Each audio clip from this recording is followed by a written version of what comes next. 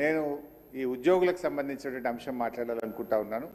ఎందుకంటే ప్రభుత్వ ఉద్యోగులు అనేవాళ్ళు ప్రభుత్వానికి రథచక్రాలు లాంటి వాళ్ళు సంతోషంగా ఉంటేనే అభివృద్ధి కార్యక్రమాలు, సంక్షేమ కార్యక్రమాలన్నీ కూడా ప్రజలకు సజావుగా చేరేటువంటి అవకాశం ఉంటుంది.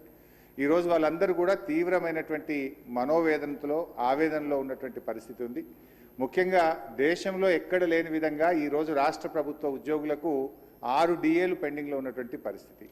అదేవిధంగా పీఆర్సీ అధ్యక్ష, ఈ ప్రభుత్వం వచ్చి 2 సంవత్సరాలైనా ఇంతవరకు పీఆర్సీ ఇవ్వలేదు. ఉద్యోగులందరూ కూడా కోరుతా ఉన్నారు వెంటనే పీఆర్సీ విడుదల చేయాలని.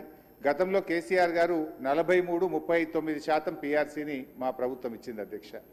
అదేవిధంగా ఉద్యోగులకు ఎంప్లాయీస్ హెల్త్ ఇన్సూరెన్స్ స్కీమ్ ఆ రోజు మేము జీవో కూడా ఇచ్చాం. దాన్ని మీరు అమల్లోకి తెస్తామని చెప్పి మేనిఫెస్టోలో పెట్టి కూడా ఈహెచ్ఎస్ స్కీమ్ను అమల్లోకి తేలేదు. దాన్ని కూడా వెంటనే అమల్లోకి తేవాలి. ఉద్యోగుల జీపీఎఫ్ తదితర బకాయిలన్నీ కూడా విడుదల చేయాలని మీ ద్వారా ప్రభుత్వాన్ని కోరుతున్నాం అధ్యక్ష. ముఖ్యంగా రిటైర్డ్ ఉద్యోగులైతే ఈ మధ్య మనం చూస్తూ ఉన్నాం 39 మంది రిటైర్డ్ ఉద్యోగులు బెనిఫిట్స్ ప్రభుత్వం నుంచి వాళ్ళ సేవింగ్స్ వాళ్ళకి ఇవ్వకపోవడం వల్ల వైద్యం కూడా చేయించుకోలేక ఈరోజు 39 మంది రిటైర్డ్ ఉద్యోగులు మరణించారు.